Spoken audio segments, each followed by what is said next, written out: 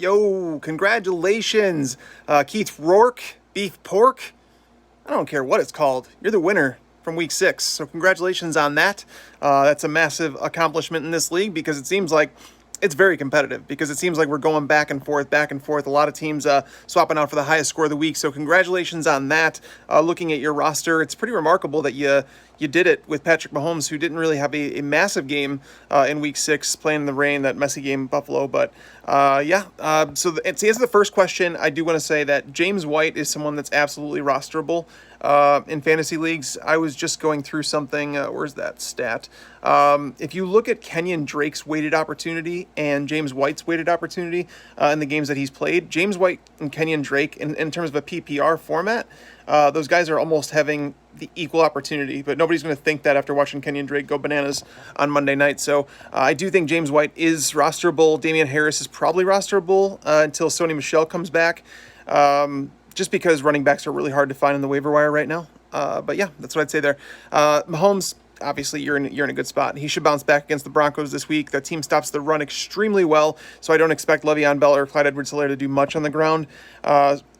It's not going to be a smash game, I don't think, just because it's just not the way that the Chiefs are playing this year. But at the same time, I do expect him to have a good week. Phil Lindsay might have a starter there for 3 weeks because Melvin Gordon was out last week with an illness. It was not a suspension, but the NFL under the new CBA are talking that Melvin Gordon might have a 3-game suspension. So you'd have a starting running back there. And if you do, I would suggest maybe working out a trade with someone for a wide receiver, because you have McCaffrey, who's going to be back in a couple weeks. You have Alvin Kamara, the number 1 running back in football by 23 points, and he's already had his bye week, which is ridiculous. Will Fuller, borderline wide receiver 1 when he's in the lineup. Obviously, that's a good thing, but the Texans are talking about potentially trading him, so it's something to watch out for because that could lower his value. Deontay Johnson back this week. He's going to have some risk, but I expect James Washington to be kicked out of the starting lineup, and then Deontay Johnson to be inserted back in. So I think you probably could use an upgrade as your third wide receiver, a second or third, I should say second wide receiver, because Cole Beasley, Hardman, and those are the guys that are on your roster here.